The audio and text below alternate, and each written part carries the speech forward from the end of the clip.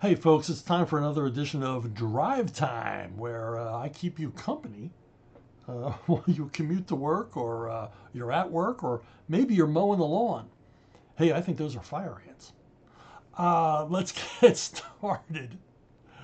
Um, hey, I went down to CGC. You know what CGC is? They're the folks who grade comic books and other things, as I learned. Um, CGC is in Sarasota, Florida. It's an easy hour and a half drive down a sunny Florida highway. And I like going down there to visit. I've been there a few times, mostly to drop off signed editions of Joe Frankenstein, um, and also any excuse to go to Sarasota because there's an awesome used bookstore there called A. Parker Books, right on the main street in downtown. Any excuse to spend an afternoon there. But this time I went to CGC and I actually got to go inside. It's a very, very secure place. It's in a fenced and gated facility. You got to have an appointment. You can't just show up there. You can't just say, "Hey, I'm going to drive down there and drop off these books." No. You're going to drive off these books. You're going to show up at 10:18. If you're 5 minutes late, you ain't getting in. And it's high security, and I'm going to explain why in a minute. So I went down there this time, and they let me in the front doors because I was signing books for Rippaverse. I signed copies of the War of Separation 1 and 2 and Zaylan. So I signed, 1,500, 2,000 books. Something else I signed. I can't remember what it was. Oh, copies of The Horseman. Signed a whole bunch of books, and Brandon Taylor, an executive at Rippaverse, and my main man for when I have problems. I always contact Brandon first. Uh, Poor him. He's become my rabbi at Rippaverse, my first responder. Um, so he and I spent the day with a bunch of fine people at CGC who helped us sign the books and you know unbag them and all the rest of it, and ordered lunch, and we had a nice conversation, mostly about 80s music and comics and movies. And it was a good time, all of us geeking out while I sat there and scribbled my name on a couple of thousand books. And it was a good time, and apparently I'm going to be going back down there soon to sign Horseman #1 for all you fine folks who bought it. And the books I signed were at CGC because they are then going to be graded and slabbed.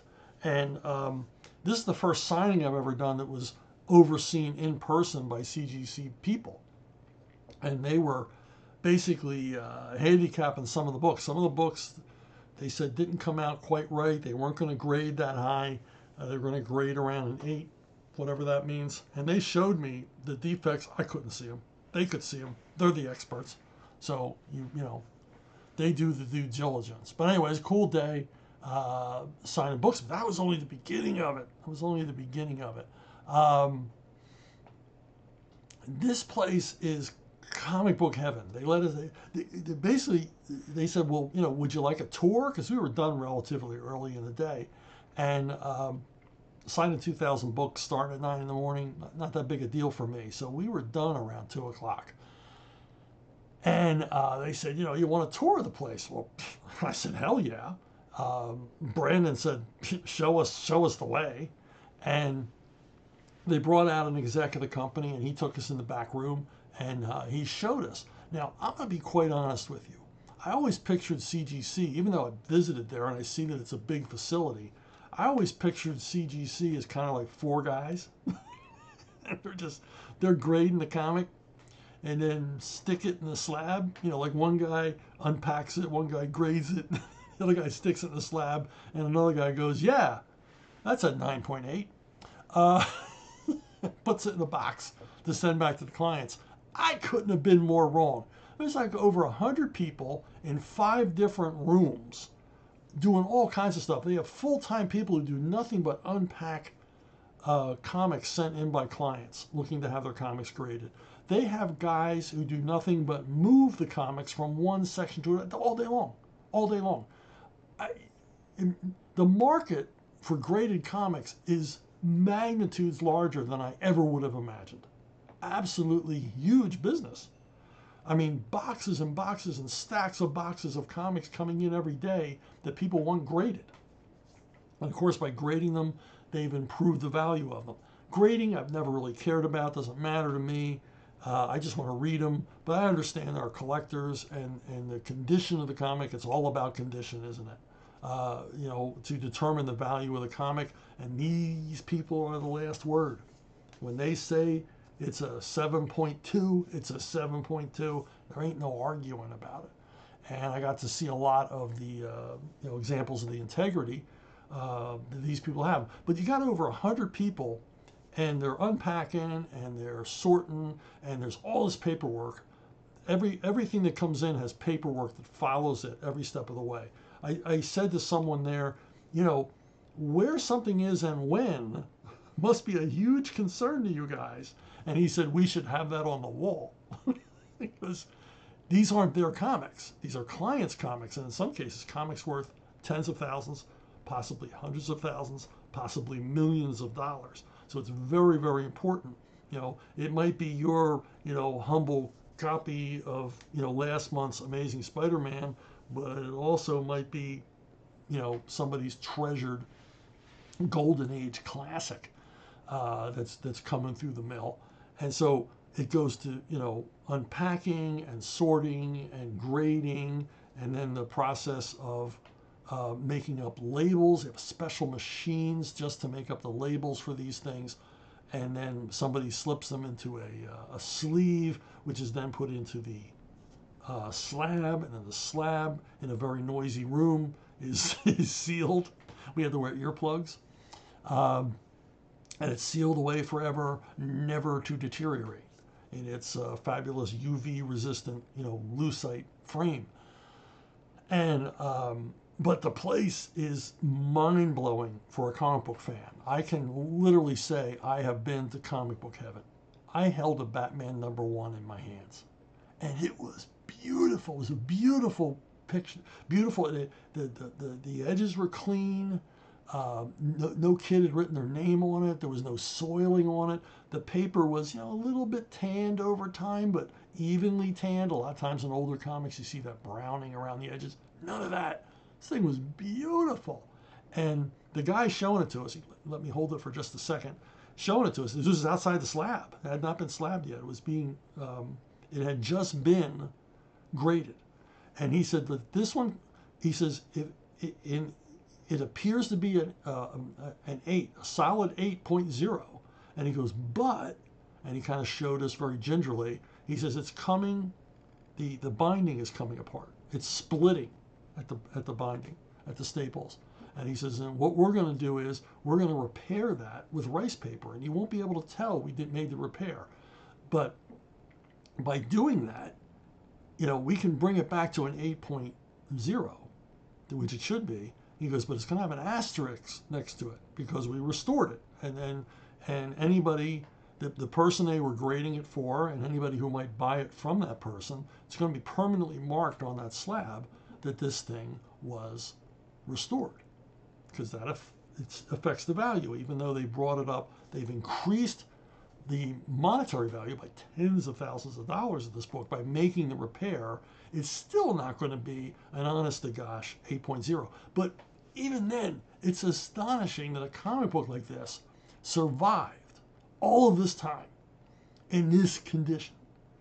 And I mean, it survived World War II paper drives. It survived probably the kid who bought it going away to college, and his parents threw all of his crap in the trash. This thing made it to the 21st century in this incredible condition. I mean, the colors on the cover were as vibrant as they would be on the newsstand. I mean, there's no sun fading. I can't go on. And I held it in my hands. Very, very cool. I also saw in Action #1, it had recently been slabbed, and I saw God knows how many other comics. EC's, Golden Age, primo Silver Age comics, primo Marvel from the Silver Age, stuff I really dug. And but the most amazing thing, even more so than the Batman #1 that I saw, where there were stacks of pulp magazines, and these were early pulps, late 20s, early 30s, and they looked like they just came off of the news rack. They had, this is the thing about pulp. I don't collect pulps, but I know people who do, and of course I've seen a lot of vintage pulps at shows. I've never seen any in this condition. Colors pop, colors vibrant, no fading, no browning on the cover, and most amazingly, the spines were completely intact. No creases on the spines. You could perfectly read all the lettering, and no sun's fading on the spines. Where were these comics or these pulps all these years? Who had them? Who kept them in this condition? Were they accidentally left in a limestone mine with zero humidity somehow over all these years? I mean, the stories these books could tell about how they survived not being, used to start a fireplace or again, surrendered in a paper drive. I mean, we did paper drives when I was a kid. I mean, World War II, of course, the paper drives were epic. But when I was a kid, we'd collect newspapers. My dad would let us, I'm off on a tangent, but who cares? My dad would tell us when the newspaper prices, with the pulp paper prices were high per pound. And whenever he did that, we went around and collected paper until the prices fell, and then we stopped because it just wasn't worth it. And then, of course, what did I do with the money I may earn from that? And as a kid, it was pretty good money. What I did when the other kids bought sodas and candy bars, I bought comics. So I just bought more pulp with my pulp paper money. And sometimes we found comics, and I guess this is how this happens. We found a Golden Age Plastic Man in really primo condition in amongst a bunch of newspapers. Somebody was just cleaning out their basement and gave them to us.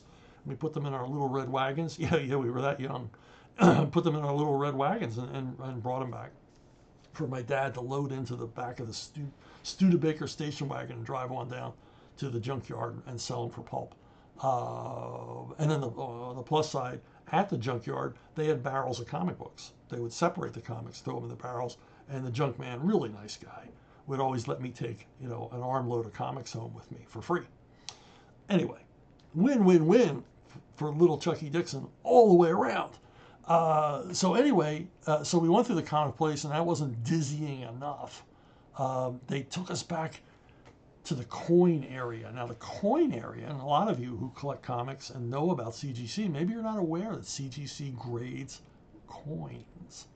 And this is the larger building. This is the larger part of the place, and this is why all the security. Nobody's really that concerned that some, band of hoods are going to bust in and steal all the comic books. They're worried they're going to bust in and steal these coins. Just in silver and gold Troy weight, I'm going to guess there's over $1 billion in this place.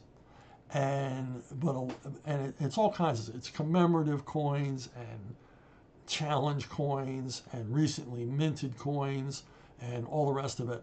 But the most fascinating part of it, and which was pretty fascinating, and this is like 200 employees in this place. But the most fascinating was the ancient coins. So they took us back into this dark room where these guys were sitting at these little stations with bright lights shining down on these coins. And everywhere in the place, there were books. There were shelves of books about grading and vintages and blah, blah, blah, blah, history of the comics. They had every history book you could imagine about comic books was there. But in the ancient coin section, all four walls were lined floor to ceiling with book after book after book after book. Because these guys not only have to grade these coins, they got to figure out what the hell these coins are. And you've got to know your stuff. They've got to do a lot of research to figure out, period, provenance, and all the rest. And there's some coins they admitted they don't even touch because they're almost impossible to do the research on, to fully vet them and fully prove and establish their provenance, age, the rest of it. And we met a guy who's a little bit of a TV star. His name is Dave Vaji, and he's Pawn Stars. If you watch Pawn Stars, he's their main old coin expert. And this guy took a lot of his valuable time, and you could tell he's into it, man. This guy is geeking on ancient coins, and he really wanted to, he really wanted to tell us all this stuff. And he was working on a coin that was 3000 BC. I think it was Babylonian, and it only had an image on one side because, as he explained to us, they had not perfected the methods of stamping coins, and they would, only stamp one side, the other side being blank and sort of showing these two little holes where the stamp crushed it down into the mold. This piece of copper or bronze or whatever, or gold. And he showed us a silver coin from ancient Greece that, quite frankly, looked like it was minted yesterday. Now, of course, they do some cleaning work, and they explained that they can clean these coins, but they never go as far as to try to restore them, because that would take away from the value. So there's a fine line between cleaning and restoration, and they're very carefully. We watched a guy cleaning Liberty Head dimes, but very, very carefully cleaning these things. And on the ancient coins, it takes even more care. They showed us this absolutely beautiful coin from ancient Greece, 1000 BC, and just a wonderful bas relief image. It wasn't just pressed with an image. The image was actually almost three-dimensional off of the coin, and about the size of a dime. But just you could still see every detail. And again, how do these things survive? Now, the coins I'm talking about, the 3,000, 1,000 year old, they're worth, buku bucks. Buku bucks. He showed us one. It was from Byzantine, and it showed the images, like the patron gods or whatever, images of Rome and Constantinople on either side of the coin, with a symbol of Neptune between. And then on the flip side was Emperor Constantine II, whose favorite god was Neptune. And there was some element, it was these horns on the portrait of Constantine on the one side of the coin that denoted that he was a follower of Neptune, symbolic. And again, coin looked like it was minted yesterday. Absolutely gorgeous sample. Then he showed us some coins that are ancient, but they're only worth like $3 or $4 a piece. They're little copper, they look like little copper flinders. You can barely see the images stamped on them. And they're basically the pennies of their time, and they're only worth a few bucks because they minted so many of them. But they sell a lot of them because these coins were called widows' mites. And it's from a story in the Bible where the rich fat cats in Jerusalem came and gave money for the rebuilding of the temple. And this widow came and she gave 2 of these little tiny copper coins. And that was all she had in the world. And Jesus scolds the wealthy guys because he said, you gave of your wealth, but she gave of her life. I mean, she gave everything she had. You gave what you could afford. And he drew a distinction there about sacrifice. If you found these at the bottom of somebody's drawer, you wouldn't even know what they were. You would not know they were coins because they weren't coin shaped. They look almost like fish scales, and very tiny. And on some of them you couldn't see any engraving. It's just been worn off over time. And I asked David, like we're on a first name basis, but I asked him, how does a coin survive in this condition? Thousands and thousands, millennia and millennia. And he said, well, what happens is when the archaeologists or treasure hunters or whoever find these coins, he says they usually find them where they've been buried in a sack or buried in a box. And he goes, and over time, of course, the sack and the box molder away and corrosion sets in on basically this lump of coins. And he said, what happens is they corrode over entirely, and he says you'll get this ball of metal with corrosion crusted all about it. And he goes, and the coins on the outside are, they're not worthless, but they're not worth that much because the condition, you can never clean them enough to make them pristine again. He goes, but the ones at the center of the ball have been protected from time and wear by that ball of corrosion. So it's like a shell forms around. He says, and at the center of those balls is where we find these coins. And it was just fascinating. I could have listened to the guy all day, and I think he could have talked to us all day. He, like I said, he was so incredibly into it. And man, we had a lot of fun. So I got to go to Comic Book Heaven. Now, they told me that there's 2 other facilities nearby, in the same industrial park. One for video games, and believe it or not, VHS tapes. They will grade your old VHS tape and slab it for you. That to me is a little nuts. But, if that's what you're into, that's what you're into. That's what you're nostalgic for. I get it. I get it. I do get it. And then another facility that does trading cards. And what they told me there, a little inside information for you, is they have a hard time employing. They need people. There's open positions at the trading card division of CGC. So if you were thinking of changing careers for any reason, put in an application. You could be grading and slabbing and unboxing mountains of trading cards tomorrow or early as next week. You could have a position there and rise up to maybe be the vice president in charge of gum cards. But what they told me was it's even more demanding grading trading cards than any other thing they grade, even these coins. And they said because of the nature of the way vintage trading cards were printed, because they're on cardstock, and if you remember when you were a kid, cardstock was pretty crappy. It wasn't the best cardstock imaginable.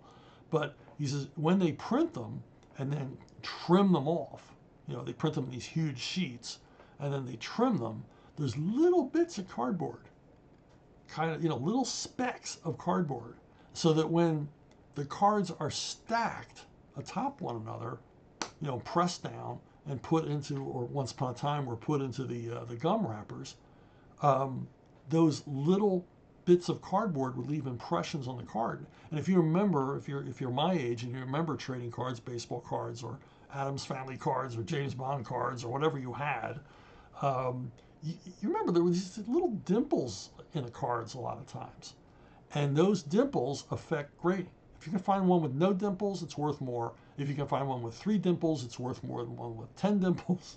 See where I'm going with this. So, apparently trading cards is a more exacting thing. So if you're kind of OCD and you think, hey, I'd like to move to sunny Florida, Sarasota's a great town. I'd like to move to sunny Florida and get a job spending all day indoors staring at Willie Mays cards, then this is the opening for you, and I've given it to you. Just mention my name when you get there, and they'll say, who? Because they don't know me in the trading card section. While I got you, I got a postcard offer going. It's 5 signed postcards, and there's a 5th one. Yeah, I know that. Yeah, I can count 2. There's only 4 pictured here. There's a 5th one. It's a surprise image, and you can get them if you are a member of Subscribestar Chuck Dixon. So if you go to Subscribestar, there'll be a link here below the video, and you join as a $5 a month member. You not only each month get a digital goodie, a lot of times unpublished scripts. This past month, it's my full illustrated bibliography, so proving that I'm the most prolific comic book writer in America ever. Not to brag.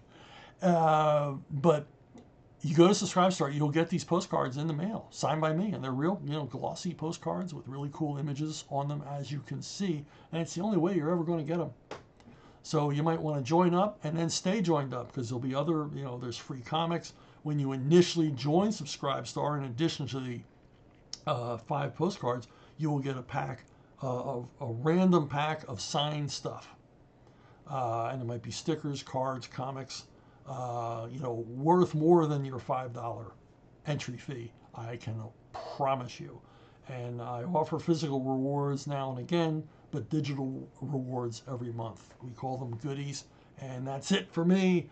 For this drive time, I hope I have kept you entertained, and make sure you edge the front lawn before you head back to the garage. And I'll see you all down the road.